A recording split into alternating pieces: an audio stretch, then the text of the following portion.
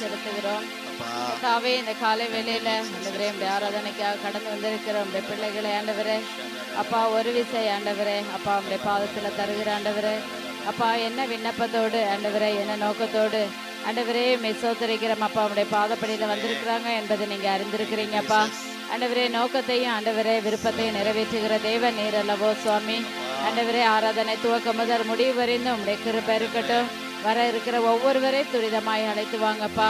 ஆண்டவரே உடைய தேவ பிரசன்னத்தினால அந்த இடம் முழுவதும் நிரம்பி வழியும்படியாய் ஆண்டவரை கெஞ்சுகிறோம் அப்பா. ஆண்டவரே ஒவ்வொரு பகுதியிலும் நீர் அசைவாடுங்க, நீங்க பேசுங்க. ஆண்டவரே மெசோத்தரிக்கிற எங்களுடைய உள்ளங்களெல்லாம் திறந்திருக்க உதவி செய்யுங்கப்பா. இயேசுவின் நாமத்தை ஜெபிக்கிறோம் ஜீவனுள்ள நல்ல பிதாவே, ஆமென். ஒரு வார்த்தை சொல்லும் கர்த்தாவே, உங்கள் வார்த்தையெல்லாம் செழிப்பாகுமே. ஒரு வார்த்தை சொல்லும் கர்த்தாவே, உம் வார்த்தையிலே சுகம், உம் வார்த்தையிலே மதுரம், உம் வார்த்தையிலே எல்லாம் சந்தோஷம். உம் வார்த்தையிலே சுகம், உம் வார்த்தையிலே மதுரம், உம் வார்த்தையிலே எல்லாம் சந்தோஷம். ஒரு வார்த்தை சொல்லும் கர்த்தாவே, உம் வார்த்தையெல்லாம் செழிப்பாகுமே. ஒரு வார்த்தை சொல்லும் கர்த்தாவே, மாறாவின் தண்ணீரெல்லாம் மதுரமாக மாறி போகும். பாடுங்க. மாறாவின் தண்ணீரெல்லாம் மதுரமாக மாறி போகும். கண்ணீர் மாறிடும், துக்கம் மாறிடும். கண்ணீர் மாறிடும், துக்கம் மாறிடும். ஒரு வார்த்தை சொன்னால் போதுமே, ஒரு வார்த்தை சொன்னால் போதுமே. ஒரு வார்த்தை சொல்லும் கர்த்தாவே, கரங்களை பற்றி விசுவாசத்தோடு பாடுவோம். வாழ்க்கையெல்லாம் செழிப்பாகுமே. ஒரு வார்த்தை சொல்லும் கர்த்தாவே, இருளான வாழ்க்கையெல்லாம் ஒளியாக மாறி போகும். இருளான வாழ்க்கையெல்லாம் ஒளியாக மாறி போகும். கண்ணீர் மாறிடும், துக்கம் மாறிடும். கண்ணீர் மாறிடும், துக்கம் மாறிடும். ஒரு வார்த்தை சொன்னால் போதுமே, ஒரு வார்த்தை சொன்னால் போதுமே. ஒரு வார்த்தை சொல்லும் கர்த்தாவே, எங்கள் வாழ்க்கையெல்லாம் செழிப்பாகுமே. ஒரு வார்த்தை சொல்லும் கர்த்தாவே, எரிகோவின் தடைகளெல்லாம் துதிகளாலே மாறி போகும். எரிகோவின் தடைகளெல்லாம் துதிகளாலே மாறி போகும். கண்ணீர் மாறிடும், துக்கம் மாறிடும். கண்ணீர் மாறிடும், துக்கம் மாறிடும். ஒரு வார்த்தை சொன்னால் போதுமே, நீ ஒரு வார்த்தை சொன்னால் போதுமே. ஒரு வார்த்தை சொல்லும் கர்த்தாவே, எங்கள் வாழ்க்கையெல்லாம் செழிப்பாகுமே. ஒரு வார்த்தை சொல்லும் கர்த்தாவே, என் வாழ்க்கையிலே சுகம், உம் வார்த்தையிலே மதுரம், உம் வார்த்தையிலே எல்லாம் சந்தோஷம். உம் வார்த்தையிலே சுகம், உம் வார்த்தையிலே மதுரம், உம் வார்த்தையிலே எல்லாம் சந்தோஷம். ஒரு வார்த்தை சொல்லும் கர்த்தாவே, எங்கள் வாழ்க்கையெல்லாம் செழிப்பாகுமே. ஒரு வார்த்தை சொல்லும் கர்த்தாவே.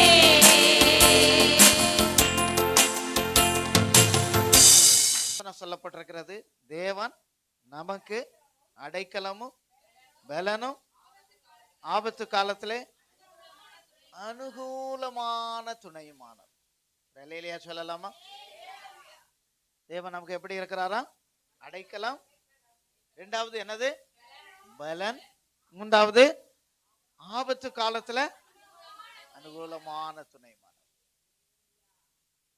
நிறைய நேரத்துல நம்முடைய சரீரத்துல பலன் குன்றி போகிற சமயத்துல இவ்வளவுதான், இனி நாம அவ்வளவுதான், முடியாது அப்படின்னு நினைக்கும் போது ஒரே ஒரு பாட்டு நம்ம பாடினோம்னா ஒரு எங்கிருந்தோ ஒரு பெரிய பலன் வரும். அல்லேலூயா, அல்லேலூயா சொல்லலாமா? அப்ப அந்த பலன் எப்படி வருகிறது? பூஸ்ட் குடிக்கிறதுனாலயோ, ஹார்லிக்ஸ் குடிக்கிறதுனாலயோ, பீட்டல் ஊசி போட்டனாலயோ, அல்லது ட்ரிப்பு ஏத்தினதுனாலயோ அல்ல, ஆண்டவரை துதிக்கிற உன்னதத்திலிருந்து வருகிற பலன். அல்லேலூயா சொல்லலாமா? ஆண்டவர் நம்மளை என்ன செய்கிறாரா? பலப்படுத்துகிறார். அல்லேலூயா சொல்லலாமா? பலப்படுத்துகிறார். அப்ப எப்படி, எப்ப பலப்படுத்துவார்? எப்படி பலப்படுத்துவார்? எப்ப நமக்கு அந்த பலன் வரும் அப்படின்னு சொன்னா, அவரை பாடி துதிக்கும் பொழுது. ஒரு அல்லேலூயா சொல்லலாமா? அப்ப பாருங்க, தேவன் நமக்கு அடைக்கலமும் பலனும் ஆபத்து காலத்துல அனுகூலமான துணையுமா. எத்தனையோ ஆபத்துகள் இந்த உலகத்துல பாருங்க, எவ்வளவோ ஆபத்துகள் நிறைந்த ஒரு உலகம், ஆபத்து நிறைந்த ஒரு உலகத்துல வாழ்ந்து கொண்டு இருக்கிறோம். எப்ப என்ன நடக்குன்னே தெரியாது. அப்படிப்பட்ட ஒரு சூழ்நிலை, அப்படிப்பட்ட சூழ்நிலை. ஆனா ஆண்டவர் கிருபையா நம்மை பாதுகாத்து வழி நடத்தி வருகிறார். அல்லேலூயா. ஆபத்துகள், உலகத்துல எத்தனையோ ஆபத்துகள் நிரம்பி இருக்கிறது, சரியா? ஆனா ஆண்டவர் ஒவ்வொரு நாளிலும் நம்மை பாதுகாத்து வழி நடத்தி, நம்ம கூட இருந்து வழி நடத்தி வருகிற தேவனா இருக்கிறார். அல்லேலூயா.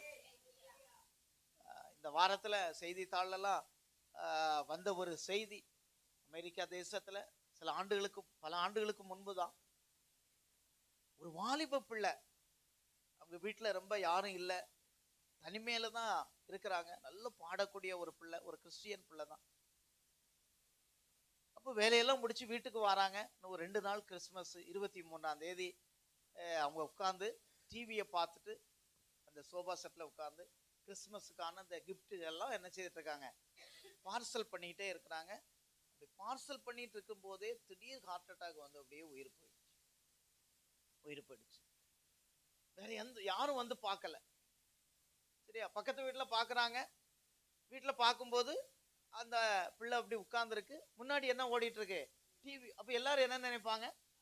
டிவி ஓடிட்டு இருக்கு, டிவி பார்த்துட்டு இருக்காப்ல. வீடு பூட்டி இருக்குது. எத்தனை நாள் பூட்டி இருக்கும்? 1 நாள், 2 நாள், 3 நாள், 1 மாசம், 2 மாசம் ஆச்சு, 1 வருஷம் ஆச்சு, 2 வருஷம் ஆச்சு, 3 வருஷம் ஆச்சுது. அந்த பிள்ளை அப்படியே இருந்த இடத்துல இருக்குது. சரீரமெல்லாம் நாற்றம் எடுத்து அப்படியே சரீரமெல்லாம் உருகுதைந்து அப்படியே எலும்பு கூடு மட்டும் இருக்குது. சத லேசா ஒட்டி இருக்குது, காஞ்சி போய். டிவி ஓடிக்கிட்டே இருக்கு. எல்லாரும் என்ன நினைக்கிறாங்க? வீட்டுல ஆள் இருக்கு, டிவி என்ன செய்யல? ஆஃபே ஆகல. அப்ப பாருங்க, இப்ப வாடகைக்கு ஆளு, வாடகை வாங்க ஆள் வருமே, வாடகை வீடுதான், வாடகை வாங்க ஆள் வருமே, கரண்ட் பில்லு எப்படி கட்டுவாங்க? அப்படியெல்லாம் ஒரு சூழ்நிலை. ஆனா இந்த பொண்ணு வந்து ஆட்டோமேட்டிக்கா வாடகை போற மாதிரியும், ஆட்டோமேட்டிக்கா கரண்ட் பில் எடுக்கிற மாதிரியும் செட் பண்ணி இருக்கிறாங்க. அவங்க அக்கௌண்ட்ல சம்பளத்துல இருந்து அது என்ன செய்துட்டே இருக்கு? போயிட்டே இருக்கு. 3 வருஷத்துக்கு பிறகு 1 மாசம் வாடகை கொடுக்கலன்னு சொன்ன உடனே யாரு வந்துட்டா? நேரா வீட்டு ஓனர் வந்து கதவை தட்டும் போது அப்பந்தான் தெரியுது அந்த பிள்ளை மரித்து பல நாட்கள் ஆயிடுச்சு. அப்ப என்னைக்குன்னு ஆராய்ச்சி பண்ணி பார்க்கும் பொழுது இந்த பிள்ளை மரித்து போய் 3 வருடங்கள் ஆயிடுச்சு. 3 வருடங்கள் ஆகி. அப்ப நாற்றம் எடுத்திருக்குமே. அப்ப பக்கத்துல உள்ளவங்களாம் ஏதோ சாக்கடை வாடை, அதனாலதான் ஏதோ வாடை அப்படின்னு சொல்லி எல்லாரும் கடந்து போயிட்டாங்க. அப்போ எந்த மக்களும் பார்க்கல, பக்கத்துல உள்ளவங்க கேட்கல, என்னன்னு கேட்கல, யாருன்னு கேட்கல. 3 வருடங்கள் ஆயிட்டு. எப்படிப்பட்ட ஒரு சூழலை பாருங்க. அப்ப இதை ஏன் சொல்றேன்னா, உண்மையாகவே நமக்கு ஒரு சின்ன காரியம் வந்ததுன்னா ஒரு போன் வராட்டாலே நம்மளை கேட்கறதுக்கு யார் இருக்காங்க? யாரோ ஒருத்தர் இருக்கிறாங்களா இல்லையா? கொஞ்ச நேரம் கூட தூங்கினாலே நம்மளை எழுப்பி விடுறதுக்கு ஒரு ஆள் இருக்கு, சரியா? நம்மளை விசாரிக்கிறதுக்கு ஆள் இருக்கு. அப்போ ஆண்டவர் நம்ம எவ்வளவு அருமையாய் பாதுகாத்து வழி நடத்தி, எவ்வளவு அற்புதமா உணவு தந்து, உடை தந்து, சுகம் தந்து, பலன் தந்து, உறவினர்களை தந்து, எல்லா சூழ்நிலைகளையும் நம்மளை காத்து வழி நடத்தி வருகிறார். அல்லேலூயா, விலையிலையா சொல்லலாமா? அப்போ மரணம் எப்போ வேணாலும் வரலாம், எப்படி வேணாலும் வரலாம். ஆனா நமக்கு இருக்கிற ஆபத்துகள்ல, அப்ப பாருங்க, ஆபத்துகள்ல கர்த்தர் எப்படிப்பட்டவரா இருக்கிற, அனுகூலமான துணையுமான.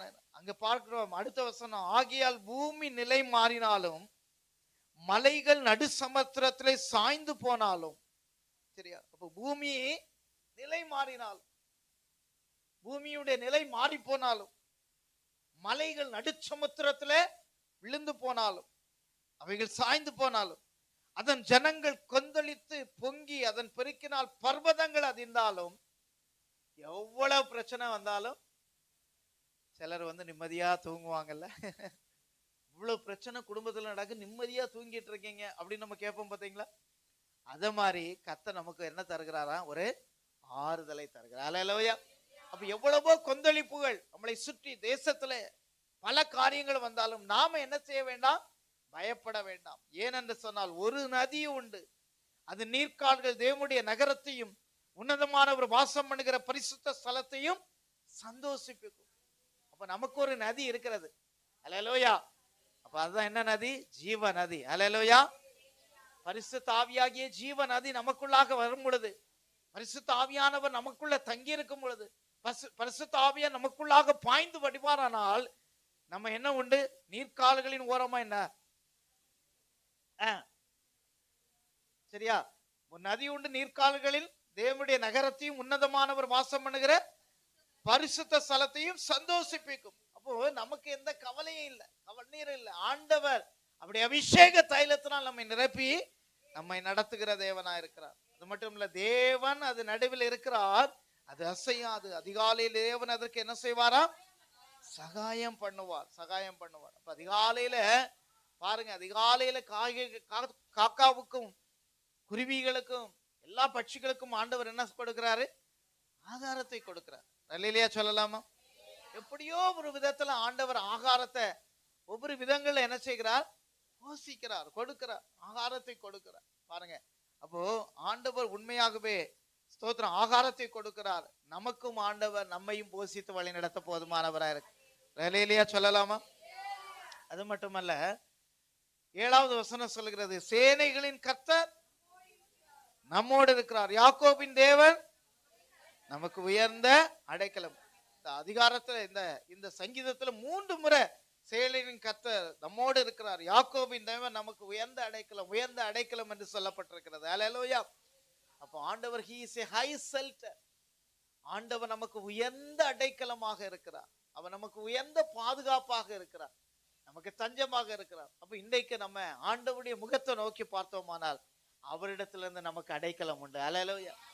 அவரிடத்துல இருந்து ஒத்தாசை உண்டு, அவரிடத்துல இருந்து பாதுகாப்பு உண்டு, அவரிடத்துல இருந்து எல்லா நன்மைகளும் நமக்கு கடந்து வருகிறதாக இருக்கிறது. பூமியின் பால் கடுப்புகளை நடப்பிக்கிற கர்த்தருடைய செய்கைகளை வந்து பாருங்கள். அவர் பூமியின் கடையாந்திரம் மட்டும் யுத்தங்களை ஓய பண்ணுகிறார், வில்லை ஒழித்து ஈட்டியை முறிக்கிறார், ரதங்களின் நெருப்பினாலே சுட்டரிக்கிறார். நீங்கள் அமர்ந்திருந்து நானே தேவன் என்று அறிந்து கொள்ளுங்கள், ஜாதிகளுக்குள்ளே உயர்ந்திருப்பேன், பூமியிலே உயர்ந்திருப்பேன், சேனைகளின் கர்த்தர் நம்மோடு இருக்கிறார், யாக்கோபின் தேவன் நமக்கு உயர்ந்த அடைக்கலமானவர். அல்லேலூயா.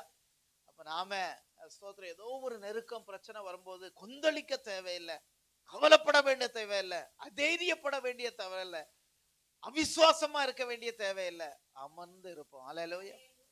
எங்க அமரணும்? ஆண்டவருடைய பாதத்தில் அமரணும். ஆண்டவருடைய பாதத்தில் அமர்ந்துட்டா போதும். காலையில எந்திரிச்சு அல்லேலூயா ஸ்தோத்திரம் ஆண்டவரே, உங்களுடைய கரங்களை நான் பிடித்துக் கொள்கிறேன், உங்களுடைய கால்களை நான் விழுகிறேன், உங்களுடைய கால்களை நான் பற்றி கொள்ளுகிறேன் அப்படின்னு சொல்லி நீங்க முழங்கால் படியிட்டு ஆண்டவருடைய பாதங்களை பிடித்து பாருங்க. அந்த நாள் முழுவதும் கர்த்தர் அற்புதமாய் நம்மை நடத்துவார். ஏனென்று சொன்னால் அவர் அடைக்கலமும் பலனும் ஆபத்து காலத்துல அனுகூலமான துணையுமா இருக்கிறார். நீங்கள் அமர்ந்திருந்து நானே தேவன் என்று அறிந்து கொள்ளுங்கள். அல்லேலூயா. அப்போ பாருங்க, அவருக்குள்ள நம்ம அமர்ந்து இருந்தோமானால், அவருடைய காலை பிடித்தோமானால், அவருக்குள்ள உறுதியா இருப்போமானால், ஆண்டவர் நமக்கு அவர்தான் தேவனா இருக்கிறார் என்பதை நமக்கு வெளிப்படுத்துவார், மற்றவர்களுக்கும் நம்மை வெளிப்படுத்துவார். அல்லேலூயா. இவங்க கூட ஆண்டவர் இருக்கிறாருங்க. அல்லேலூயா. இவங்க கூட தேவன் இருக்கிறார். அல்லேலூயா. எத்தனையோ நெருக்கங்கள், எத்தனையோ பிரச்சனைகள், எத்தனையோ போராட்டங்கள், எவ்வளவோ சூழ்நிலைகள் வந்தாலும் ஆண்டவர் நம்மளை ஒரு நாளும் கைவிட மாட்டார். அல்லேலூயா.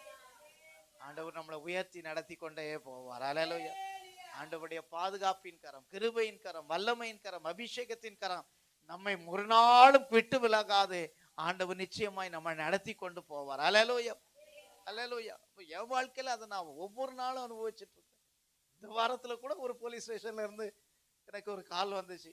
பக்கத்து வீட்டுக்காரன், எங்க ஊர்ல பக்கத்து வீட்டுக்காரன் ஒரு கம்ப்ளைண்ட் பண்ணி, ஒரு சின்ன விஷயம் கம்ப்ளைண்ட் பண்ணி அவரே சொல்றாரு, அவருக்கு ஒரு மெண்டல் எதா ஆயிருக்குமோ, இவ்வளவு இதா ஒண்ணுமே இல்லாத காரியங்களை சொல்லிட்டு இருக்காரு. நம்ம எவ்வளவு நெருக்கப்படுகிறோமோ அவ்வளவு தேவன் நம்மளை உயர்த்தி நடத்துவார். அல்லேலூயா. உயர்த்தி நடத்துவார். அவன் நமக்கு அடைக்கலம், அவன் நமக்கு பாதுகாப்பு, அவன் நமக்கு தஞ்சம், அவன் நமக்கு பலன். அல்லேலூயா. நாம இன்னைக்கு நிற்கிறோம் என்று சொன்னால் அதற்கு காரணம் அவர்தான். அல்லேலூயா. நாம இந்த இடத்துல எவ்வளவோ நெருக்கங்கள் சூழ்நிலை, அது இந்த வண்டியூர்ல நம்ம நிற்கிறோம்னு சொன்னா அதுக்கு மிகப்பெரிய காரியம் ஆண்டவர் தான். அல்லேலூயா. ஆண்டவருடைய கிருபை ஒத்தாசை இல்லாம நம்ம இந்த இடத்துல நிற்கவே இல்லை. எத்தனையோ போராட்டங்கள் நெருக்கங்கள் வந்தாலும் ஆண்டவர் ஒரு நாளும் விட மாட்டார். கடைசி வசனத்தை எல்லாரும் சேர்ந்து வாசிக்கலாமா? சேனைகளின் கர்த்தர் சத்தமா நம்மோடு இல்லையா? உறுதியா சொல்லுங்க. சேனைகளின் கர்த்தர் நம்மோடு இருக்கிறார். யாக்கோபின் தேவன் உயர்ந்த அடைக்கலம். அல்லேலூயா. கண்களை மூடுவோம். அன்பின் தகப்பனே, நீ சேனைகளின் கர்த்தர், நீ பரிசுத்தர், நீ ஈட்டியை ஒடித்து வில்லை ஒடித்து ஆண்டவரே ஸ்தோத்திரம் ஆண்டவரே ரதங்களை முறிக்க செய்கிறவர். பூமி நிலை மாறினாலும் ஆண்டவரே ஸ்தோத்திரம், நடு சமுத்திரத்திலே மலைகள் சாய்ந்து போனாலும் ஆண்டவரே பர்வதங்கள் நிலை பெயர்ந்தாலும் நீர் எங்களை விட்டு விலகாத தேவன். நாங்க அமர்ந்திருந்து அமர்ந்திருந்து அமர்ந்திருந்து உங்களுடைய பாதத்துல அமர்ந்திருந்து வெயிட் பண்ணி உங்களுடைய நன்மைகளை பெற்றுக்கொள்வோம் ஆண்டவரே. நீர் எங்களை ஆசீர்வதித்து உயர்த்துகிற கர்த்தர் ஆண்டவரே. உங்களுடைய சமூகத்துல உங்களுடைய பிள்ளைகள் படிக்கிற கண்ணீர்கள், வேதனைகள், நெருக்கங்கள், போராட்டங்கள், என்னென்ன வேதனையோடு இந்த இடத்துல வந்தாங்களோ அப்பா, அப்படியே வேதனைகள் கண்ணீரெல்லாம் மாற்றி ஆண்டவரே நீர் அப்பா சோதரன் நான் உன்னோடு கூட இருக்கிறேன் என்பதை வெளிப்படுத்தி அற்புத அடையாளங்கள் பிள்ளையுடைய வாழ்க்கையில செய்து தலையை நிமிர பண்ணுவீராக ராஜா. உயர்த்தி ஆசீர்வதிங்க. நம்முடைய கரம் கூட இருக்கட்டும். தொடர்ந்து எங்களோடு இடைப்படும். இயேசு கிறிஸ்துவின் மூலம் ஜெபிக்கிறோம் எங்கள் ஜீவனுள்ள நல்ல பிதாவே. ஆமென். அல்லேலூயா. அல்லேலூயா சொல்லலாமா? அல்லேலூயா சொல்லுங்க. அல்லேலூயா. கர்த்தருடைய நல்ல நாமம் மகிமைப்படுவதாக. இந்த நாளிலும் மத்தியிலே ஆண்டவருடைய வார்த்தைகளை கொடுக்கும்படியாக ஜெயராஜ் பிரதர் இருப்பது சந்தோஷம். ஸ்தோத்திரம். அவர்களுக்கு பெரிதான அறிமுகம் தேவையில்லை. நமக்கு அறிமுகமானவர்கள் இன்றைக்கும் அவங்க குடும்பமா வந்திருக்கிறாங்க. உற்சாகமாய் கரங்களை தட்டி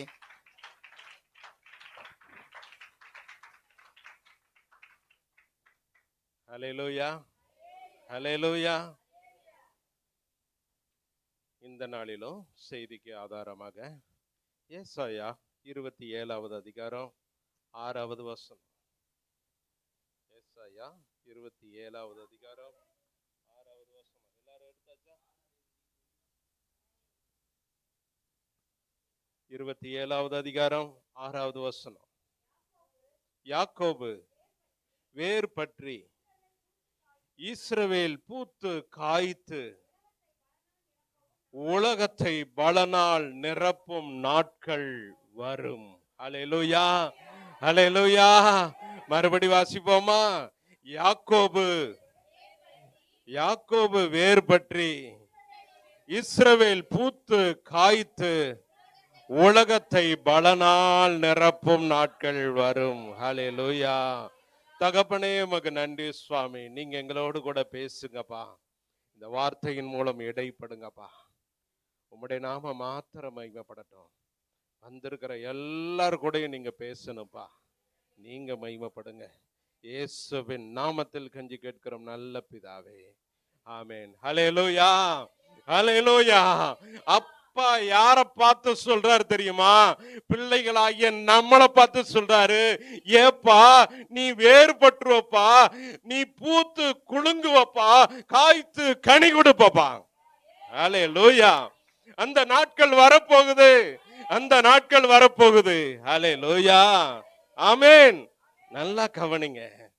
என்னங்க 17வது அதிகாரத்துல 1வது வசனத்திலிருந்து நம்ம வாசித்தோமானா, என்னாகமம் 17வது அதிகாரம் 1வது வசனத்திலிருந்து பின்பு கர்த்தர் மோசேயை நோக்கி பேசி, பிதாக்களின் வம்சங்களாகிய ஒவ்வொரு வம்சத்தாருடைய, நல்லா கவனிங்க, இதை நான் சுருக்கமா நான் உங்களுக்கு சொல்லிடுறேன். மோசேயினுடைய நாட்கள்ல ஜனங்களுக்குள்ள ஒரு வாக்குவாதம் உண்டாச்சு, முறுமுறுப்பு உண்டாச்சு, மாறி மாறி முறுமுறுத்து கொண்டே இருந்தாங்க. யாரு தலைவரா இருக்குது, எங்க கோத்திரத்துல யாரு தலைவரா இருக்குது, யார் ஆண்டவர் தெரிந்து கொள்ள போகிறார், இப்படி ஒருத்தருக்கு வாக்குவாதமும் முறுமுறுப்புகளும் உண்டாச்சு.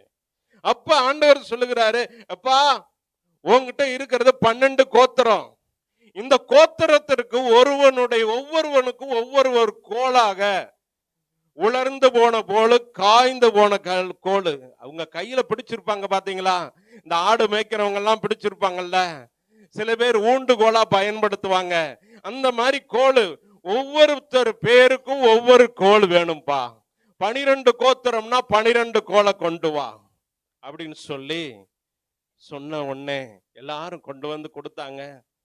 அந்த 12 பேருக்கும் 12 லீடர் போட்டு கொண்டு வந்துட்டாங்க. அதுல அப்பா சொல்றாரு, எப்பா இந்த லேவி கோத்திரம்னு ஒரு கோத்திரம் இருக்குல்லப்பா, இந்த கோத்திரத்தினுடைய கம்புல மாத்திரம் கோளுல மாத்திரம் ஆரோனுடைய பேரை எழுதுப்பா. எழுதி கொடுத்தாச்சு. எழுதி கொடுத்த உடனே இந்த 12 கோளுகளையும் எடுத்துக்கொண்டு மோசேட்ட அப்பா சொல்றாரு, எப்பா இதெல்லாம் கொண்டு வந்து என்னுடைய சமூகத்துல நீ கொண்டு வந்து வை. கொண்டு வந்து வச்சுட்டாரு. அடுத்த நாள் என்ன நடக்குதுன்னா, அப்பா சொல்றாரு, நான் யாரை தெரிந்து கொள்ளுகிறேனோ அவனுடைய கோல் துளிர்க்கும். அல்லேலூயா, ஆமென். அடுத்த நாள் போறாரு. போகும்போது பார்த்தா, நல்லா கவனிங்க, அந்த என்னாகமோ 17வது அதிகாரம் 6வது வசனம், 7வது வசனம். அப்பொழுது பிரபுக்கள் எல்லாரும் பிதாக்களுடைய வம்சத்தின்படி ஒவ்வொரு பிரபுவுக்கு ஒவ்வொரு கோலாக 12 கோல்களை அவனிடத்தில் கொடுத்தார்கள். ஆரோனின் கோலும் கோல்களுடனே இருந்தது. அந்த கோல்களை சாட்சியின் கூடாரத்திலே கர்த்தருடைய சமூகத்திலே வைத்தான். செய்தி ஆழமா கவனிங்க, கர்த்தருடைய சமூகத்திலே வைத்தான். மறுநாள் மோசே பிரவேசித்த போது லேவி குடும்பத்தாருக்கு இருந்த துளிர்த்திருந்தது.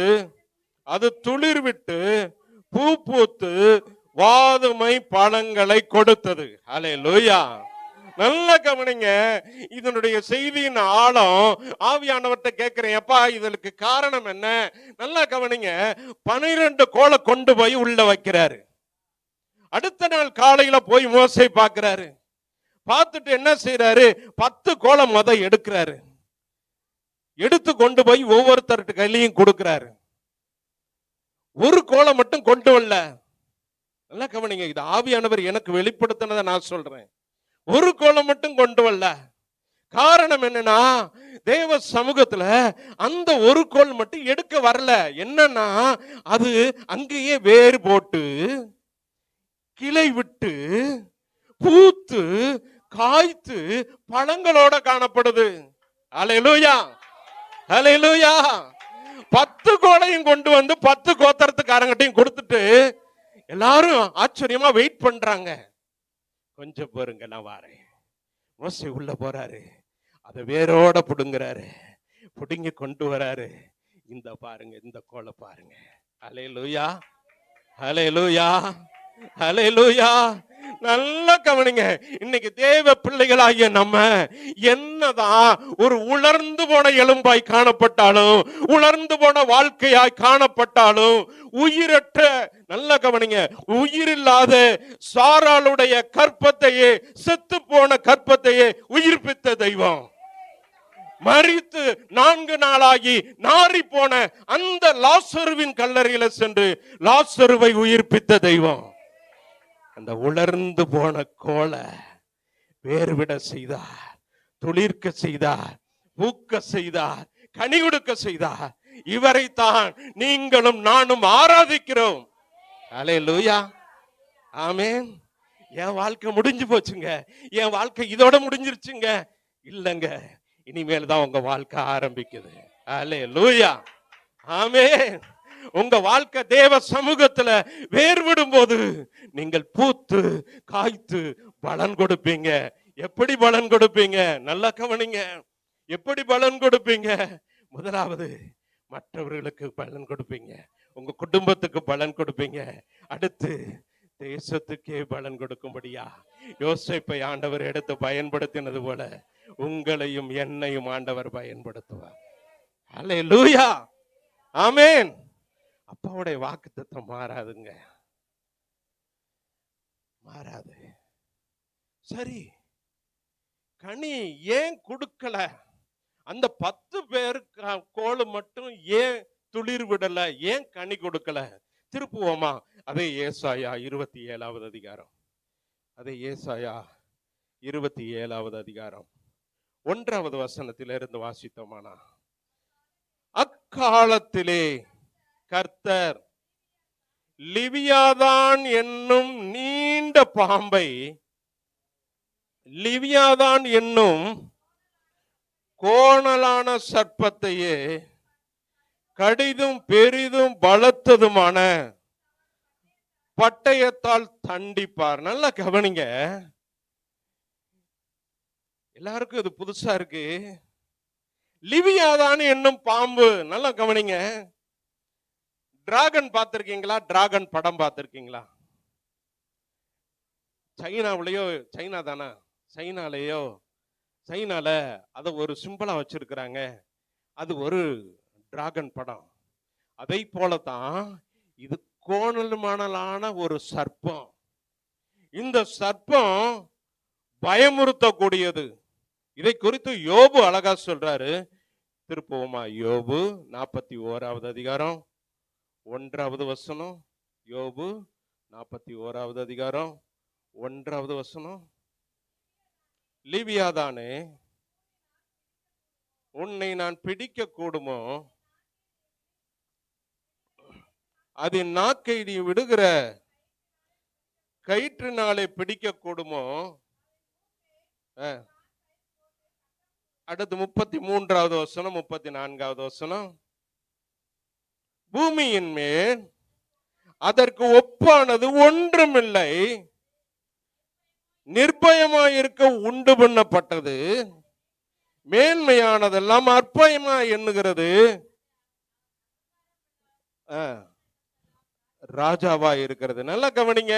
இந்த லிவியாதான குறித்து யோபு அழகா சொல்லாரு. எப்பா, இது ஒரு வலு சர்ப்பம்பா, இதனுடைய கிரியை கோணலுமானது, இதை கட்டுப்படுத்தவே முடியாது, கண்ட்ரோல் பண்ண முடியாது. இது எதற்காக உண்டு பண்ணப்பட்டது தெரியுமா? எல்லாரையும் பயமுறுத்துறதுக்காக உண்டு பண்ணப்பட்டது. அல்லேலூயா. ஆமென். உங்களையும் என்னையும் பயமுறுத்திக்கிட்டு இருக்கல நிறைய பிரச்சனைகள். அப்பா சொல்றாரு, அதெல்லாம் இன்னைக்கு முறித்து போட போறேன். அல்லேலூயா. என்னென்ன காரியம் நீங்க பயந்துகிட்டு இருக்கீங்களோ, இது பூரா அந்த லிவியாதானுடைய கிரிய. அந்த லிவியாதானுடைய கிரிய தான் பயமுறுத்துற சுபாவத்தை கொடுக்கிறது. அதை கண்டாலே பயம். அதனுடைய சுபாவம் அது எப்படிப்பட்டதுன்னா கோணல் மாணலானது. அதைத்தான் பிலிப்பியர் 2வது அதிகாரம் 15வது வசனத்துல சொல்லுகிறார். பிலிப்பியர் 2வது அதிகாரம் 15வது வசனம். பிலிப்பியர் 2வது அதிகாரம் 15வது வசனம். கோணலும் மாறுபாடுமான சந்ததிகளின் நடுவிலே. பிலிப்பியர் 2வது அதிகாரம் 15வது வசனம். எடுத்தாச்சா? கோணலும் மாறுபாடுமான சந்ததிகளின் நடுவிலே குற்றமற்றவர்களும் கபடற்றவர்களும் தேவனுடைய மாசற்ற பிள்ளைகளா இருக்கும்படி. நல்லா கவனிங்க. அப்பா சொல்லுகிறாரு, எப்பா நீ இருக்கிறது எப்படி தெரியுமா? சுத்தி இருக்கிற ஜனங்கள் கோணல் மாணலான ஜனங்கள். அல்லேலூயா. ஆமாவா இல்லையா? சொல்லுங்க பாப்போம். கோணல் மாணலானவங்கப்பா.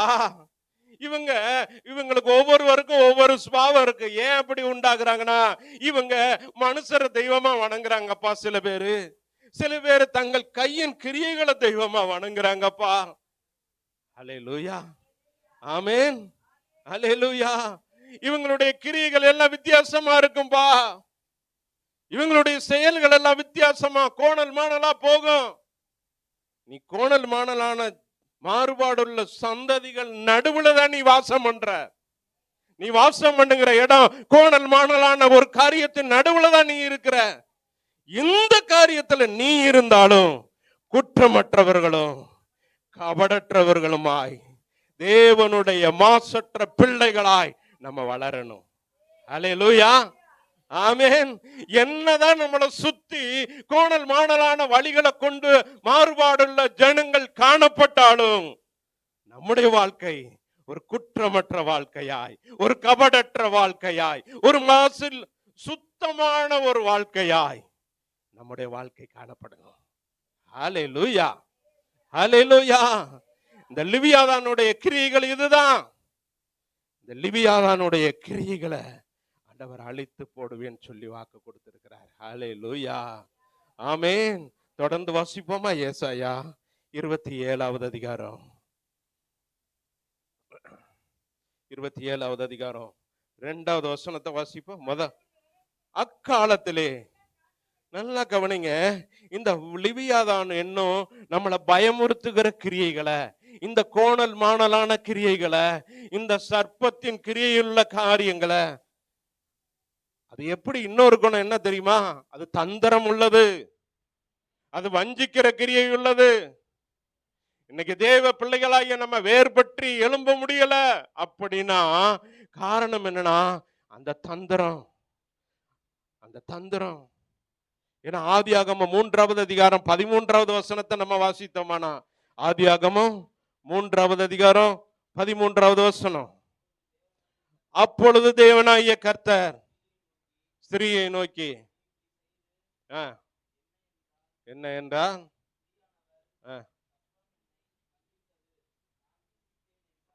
3வது அதிகாரம் 13வது வசனம். அப்பொழுது தேவனாகிய கர்த்தர் ஸ்திரியை நோக்கி செய்தது என்ன என்றார்? சர்ப்பம் என்னை வஞ்சித்தது. இதனுடைய கிரியை என்ன? ஒரு வஞ்சிக்கிற கிரியை. ஏன்னா அதுக்கு முன்னாடி அப்பா சொல்றாரு, இது தந்திரம் உள்ளது. ஹல்லேலூயா, ஹல்லேலூயா. 1வது வசனத்துல சொல்லுகிறார், ஆதியாகமம் 3வது அதிகாரம் 1வது வசனத்துல சொல்றார். 1வது வசனம், தேவனாகிய கர்த்தர் உண்டாக்கின சகல காட்டு ஜீவன் சர்ப்பமானது தந்திரம் உள்ளது. இந்த லிவியாதானுடைய கிரியை நான் சொல்றேன்.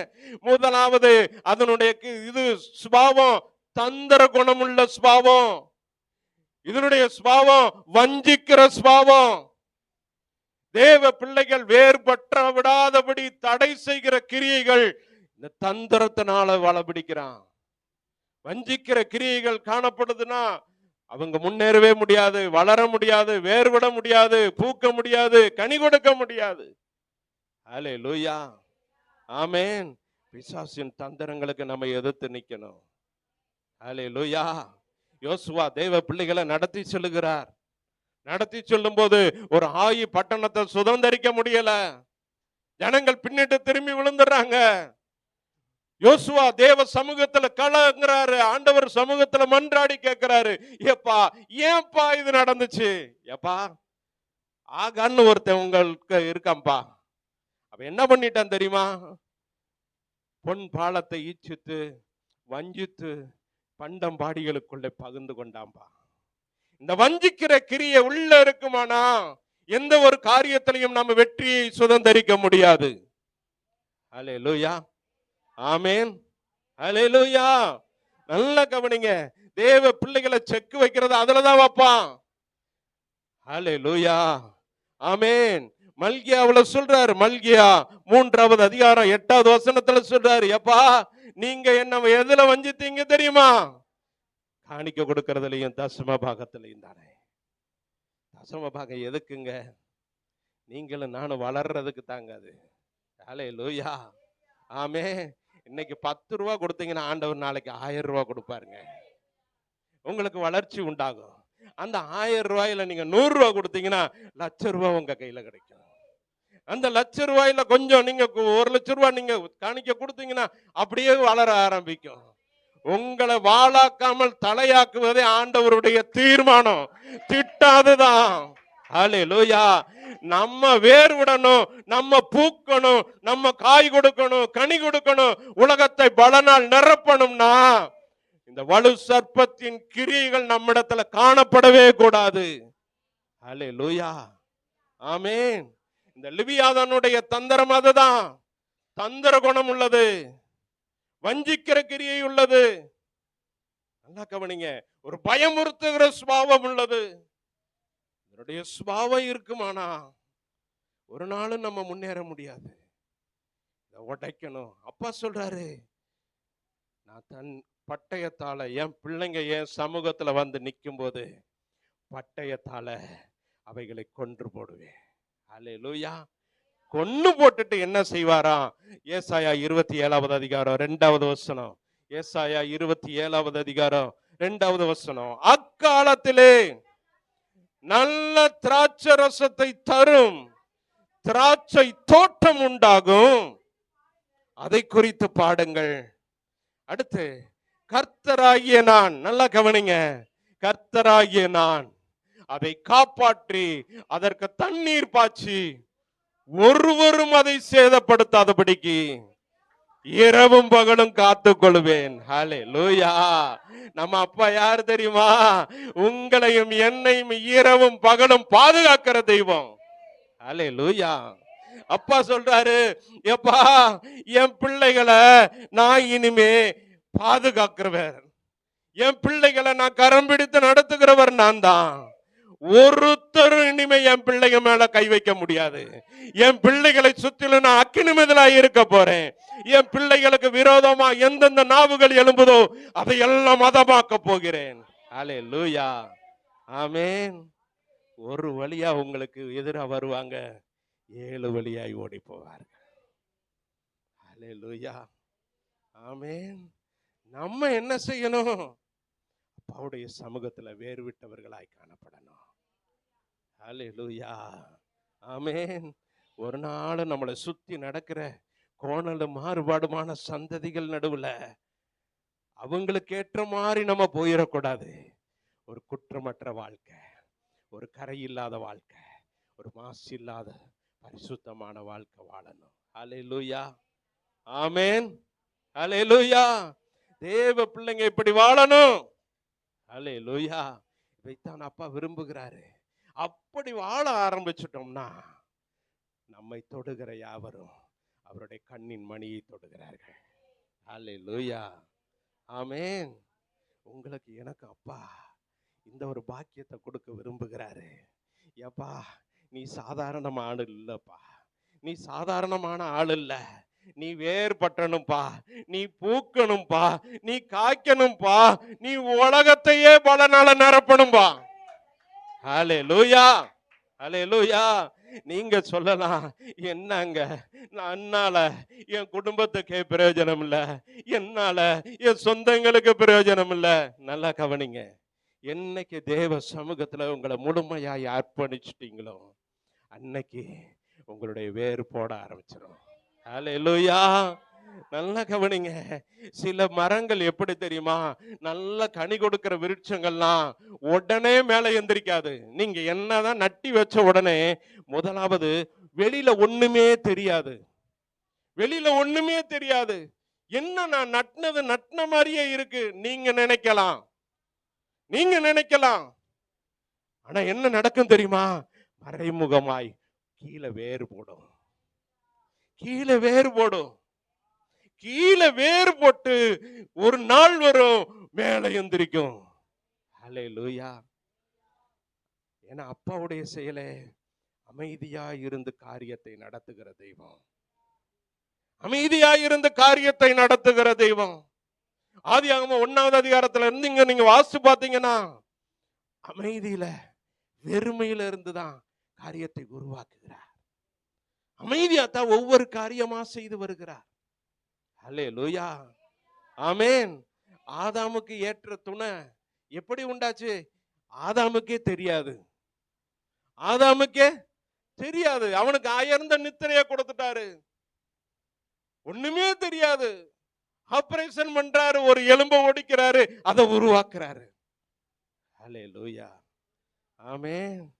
துணையா கொண்டு வந்து பக்கத்துல நிறுத்துறாரு. ஹல்லேலூயா.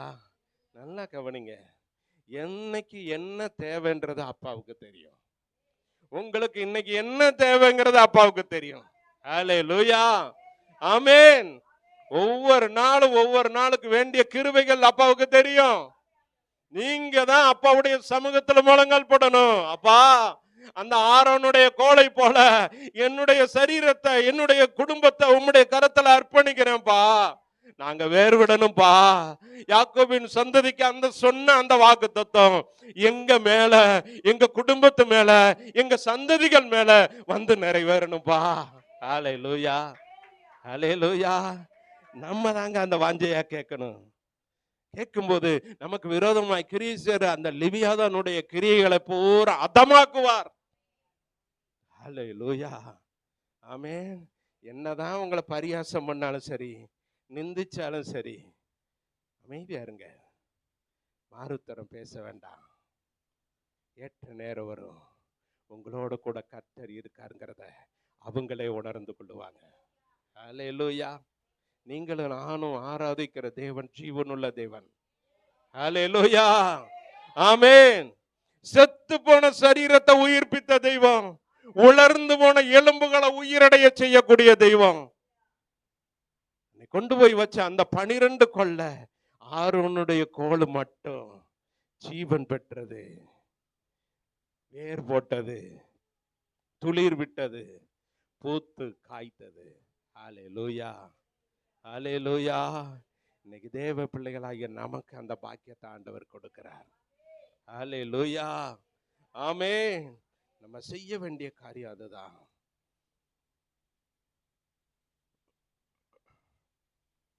ஓசியா 14வது அதிகாரம் 4வது வசனத்திலிருந்து வாசித்தோமானா, ஓசியா 14வது அதிகாரம் 4வது வசனத்திலிருந்து,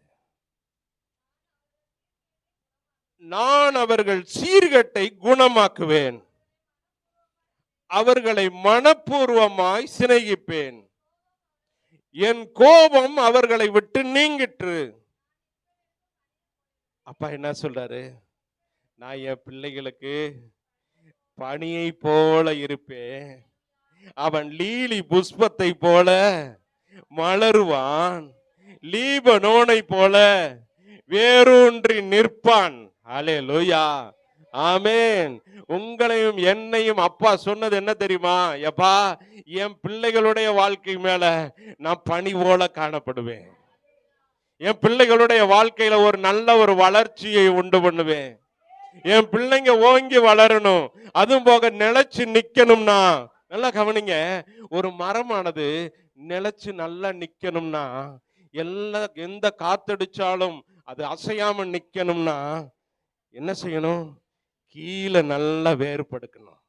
ஹல்லேலூயா, ஆமென். இந்த பக்கம் காத்தடிச்சா இந்த பக்கம் வேர் போடும், இந்த பக்கம் காத்தடிச்சா இந்த பக்கம் வேர் போடும், மாறி மாறி வேர் போட்டு ஒரு நேரம் வரும், என்ன புயல் அடிச்சாலும் என்ன காத்தடிச்சாலும் அந்த மரம் நிற்கும். ஹல்லேலூயா, ஹல்லேலூயா, ஆமென். உங்களையும் என்னையும் அப்பா அப்படித்தான் பார்க்கிறாரு. அப்பா, என் பிள்ளைங்க அந்த லீபனோனை போல வேரூன்றி நிக்கணும். ஹல்லேலூயா, ஆமென். நல்லா கவனிங்க, நம்முடைய வேர்கள் மிக ஆழத்துக்குள்ள போகணும். தெய்வ சமூகத்துல ஆழமா நில்லுங்க, ஆழமா நில்லுங்க. மேலாப்புல நின்னு 5 நிமிஷம் 10 நிமிஷம், அப்பா நான் வந்துட்டேன்பா, போயிட்டு வரேன்பா, குட் மார்னிங்பா, போயிடக்கூடாது.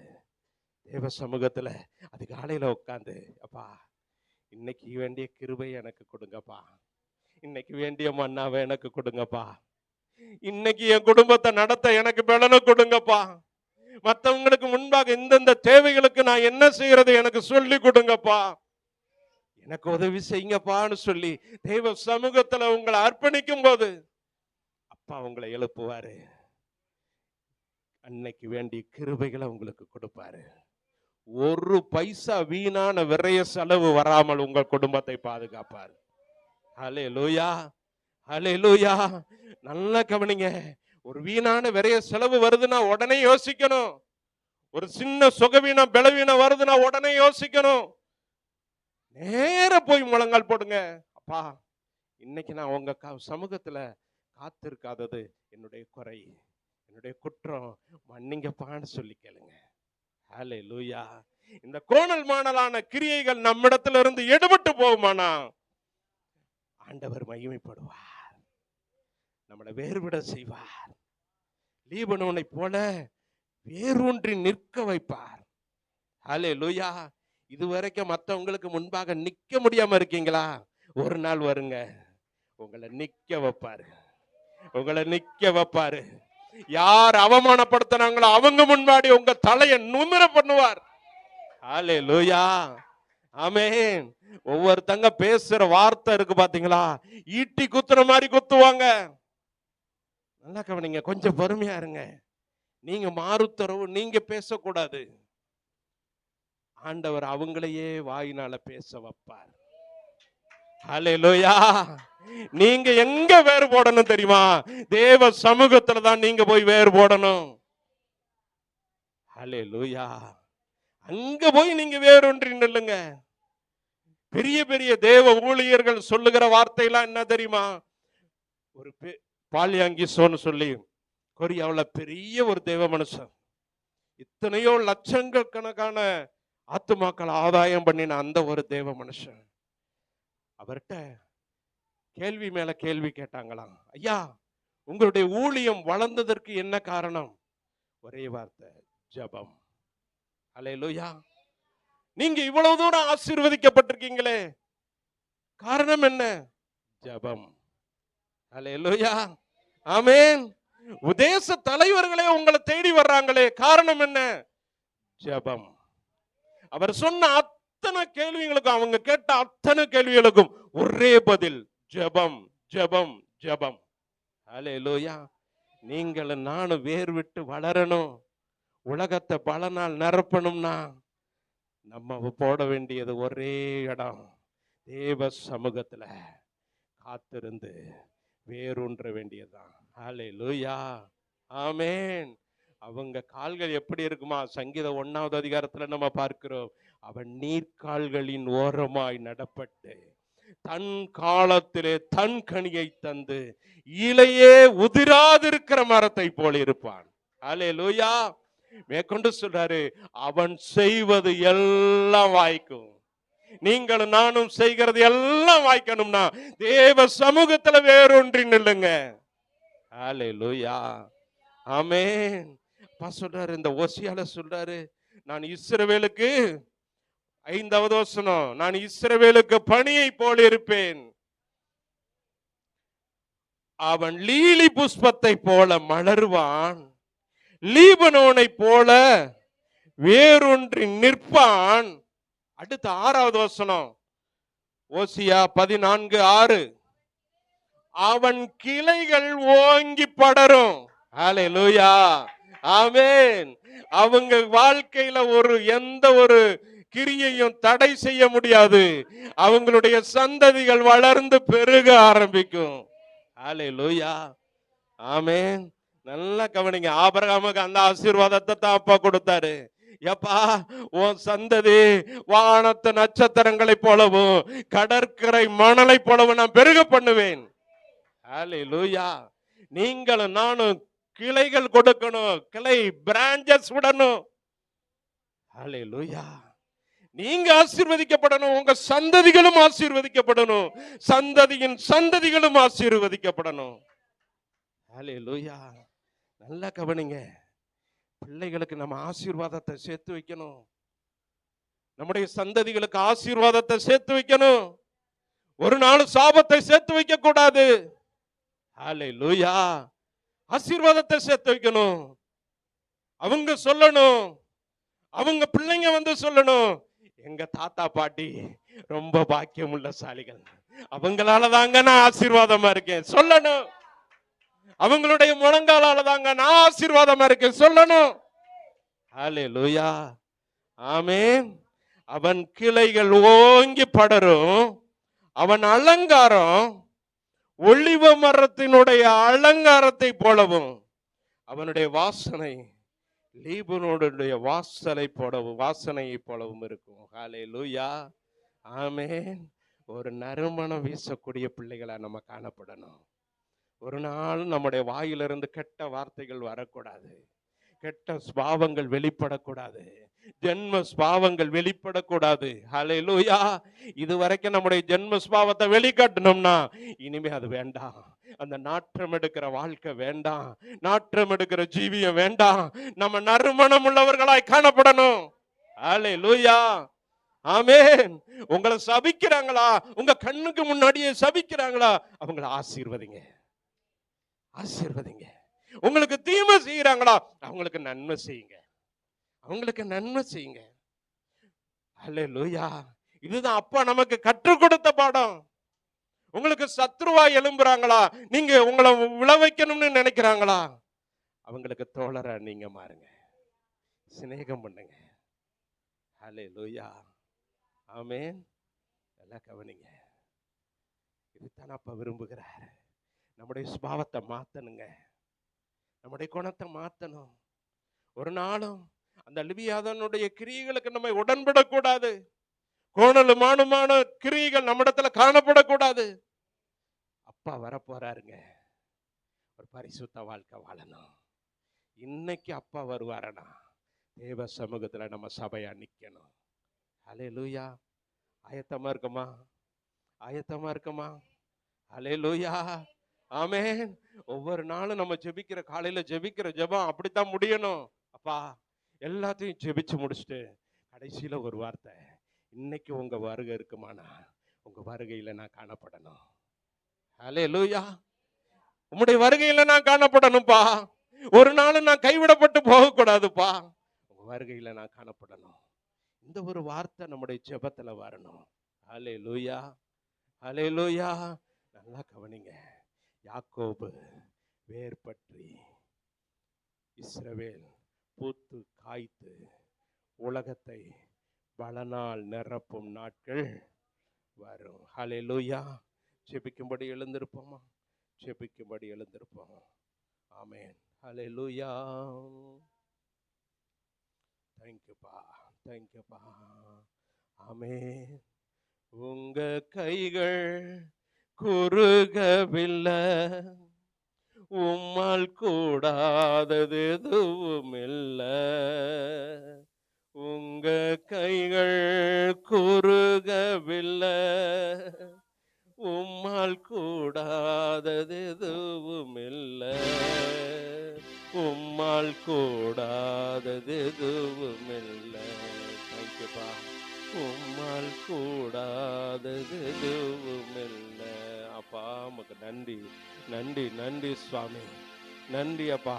இந்த நாளிலும் நீங்க எங்களோடு கூட பேசுனீங்கப்பா, பேசுனீங்கப்பா. யாக்கோபே, யாக்கோபே, நீ வேறுபட்டுருவப்பா, நீ வேறுபட்டுருவப்பா, நீ வேறுபட்டுருவப்பா. நீ பூத்து காய்த்து குலுங்குவப்பா, உலகத்தை பல நாள் நிரப்புவப்பா. ஹல்லேலூயா. இந்த வாக்குத்தத்தங்கள் எங்க ஒவ்வொருவர் மேலும் வந்து பலிக்கட்டும் ஐயா. எங்க உலர்ந்து போன வாழ்க்கை மாறட்டும் அப்பா. என்னதான் உலர்ந்து உனக்கிறீனாலும் தெய்வமே, ஒவ்வொருவரை உயிர் பெற செய்யுங்கப்பா, உயிர் பெற செய்யுங்கப்பா. தேங்க்யூப்பா. உலர்ந்து போன எலும்புகளை உயிரடைய செய்கிற தெய்வம், மரித்து போன சரீரத்தை உயிர் பெற செய்த தெய்வம், இந்த வேளையிலும் கூட எங்க உலர்ந்து போன ஒவ்வொருவரையும் நீங்க உயிர்ப்பீங்கப்பா. தகப்பனே வேறு விடட்டும், வேறு விடட்டும் ஐயா. தகப்பனே வாழ்க்கை செழிக்கட்டும் ஐயா.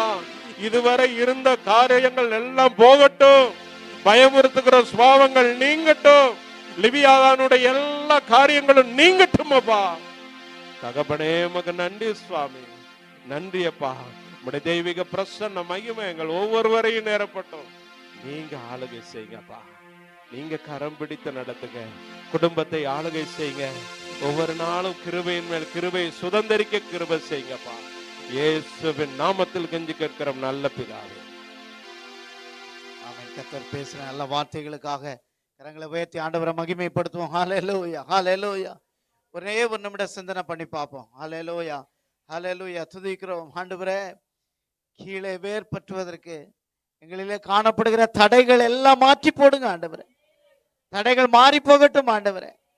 சில நேரத்துல நெருக்கங்கள், போராட்டங்கள், அல்லது நாம் இன்னும் ஆண்டவருக்கு கொடுக்க வேண்டிய முக்கியத்துவத்தை கொடுக்கலையா, எதுல நம்ம தடைபட்டு இருக்கோம் ஆண்டவரே, அவைகள் எல்லாம் மாறட்டும் ஆண்டவரே. நாங்கள் ஆண்டவரே கீழே வேர் பற்றி நாங்கள் மேலே கனி கொடுக்கிறவர்களாய் மாற்றுங்க ஆண்டவரே. இது அப்படி செய்ய போற கிருபைக்காக நன்றி ராஜா. ஹalleluya. ராஜா வருகிறார், ஆயத்தமாவோம். ராஜா வருகிறார், ஆயத்தமாவோம். இயேசு வருகிறார், எதிர்கொண்டு செல்வோம். இயேசு வருகிறார், எதிர்கொண்டு செல்வோம். பள்ளங்கள் எல்லாம் நிரம்பிட வேண்டும்,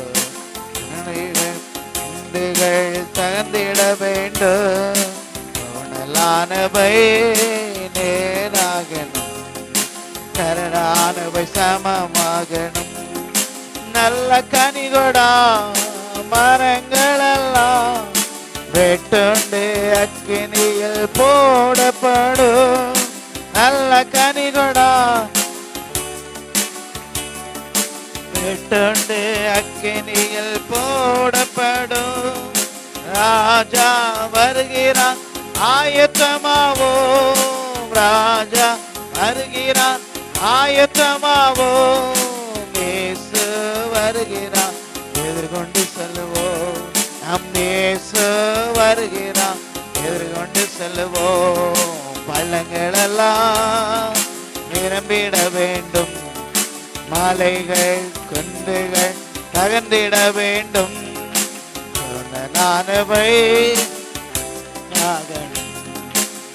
நானவை சமமாகணும். ஆமென் ஆண்டவரே. என் வாழ்க்கையிலே கோணலானவைகள் எல்லாம் சமமாகணும் ஆண்டவரே. ஆண்டவரே வேர் பற்றத்தக்கதாக, கனி கொடுக்கத்தக்கதாக, துளிர் விடத்தக்கதாக ஆண்டவரே என் வாழ்க்கையில ஆண்டவரே ஸ்தோத்திரம் நீர் இடைப்பட்டு எல்லா காரியங்களையும் நாங்கள் உம்மை நம்பி இருக்க, உம்மை சார்ந்து இருக்க ஆண்டவரே பயங்களை எங்களை விட்டு அகற்ற ஆண்டவரே லிவியாத்தான் கொண்டு வருகிற எல்லா தடைகளை மாற்றி போட்டு ஆண்டவரே உம்மை பற்றிலுமாய் சார்ந்திருக்க உதவி செய்யுங்க. எல்லாவற்றிலும் சாட்சி உள்ள ஒரு வாழ்க்கை வாழ நீர் எங்களுக்கு கிருபை தருவீராக. நாளிலே வசனம் பேசுற மகளை கர்த்தரை எடுத்து பயன்படுத்துங்க, ஆசீர்வதிங்க. ஒவ்வொரு குடும்பத்திற்கும் தேவையான வார்த்தைகளை தந்தீர் ஆண்டவரே. ஒவ்வொரு குடும்பங்களிலும் மேலான நன்மைகளை காண செய்வீராக, வேர் பெற்ற செய்வீராக. உம்முடைய கரம் கூட இருக்கட்டும். செய்ய போற கிருபைக்காக நன்றி. அந்த ஒவ்வொருவரையும் ஆசீர்வாதம். வர தவறுனவர்களுக்காக ஜெபிக்கிறோம். வர நாட்களை அழைத்து வாரும். உம்முடைய திவ்ய கரம் கூட இருக்கட்டும். தாழ்த்துகிறோம், அர்ப்பணிக்கிறோம். துதி கன மகிமை எல்லாம் உமக்கே செலுத்துகிறோம். மீட்பர் மூலம் ஜெபிக்கிறோம் எங்கள் ஜீவனுள்ள நல்ல பிதாவே, ஆமென். நம்முடைய கர்த்தராகிய இயேசு கிறிஸ்துவின் கிருபை, பிதாவாகிய தேவனுடைய அன்பு, பரிசுத்த ஆவியானவருடைய அந்யோன்ய ஐக்கியம், சிநேகம், சமாதானம் இன்னும் இன்னும் சதா நாட்கள் நம் அனைவரோடு கூட இருப்பதாக. ஆமென். எல்லாரும் சேர்ந்து சொல்ல, என் ஆத்துமாவே என் முழு உளம்பட பரிசுத்த நாமத்தை ஸ்தோத்திரி. என் ஆத்துமாவே கர்த்தரை ஸ்தோத்திரி. கர்த்தர் செய்து சகல வாழ்க்கையும் மறவாதே. ஆமென் ஆமென். அல்லேலூயா.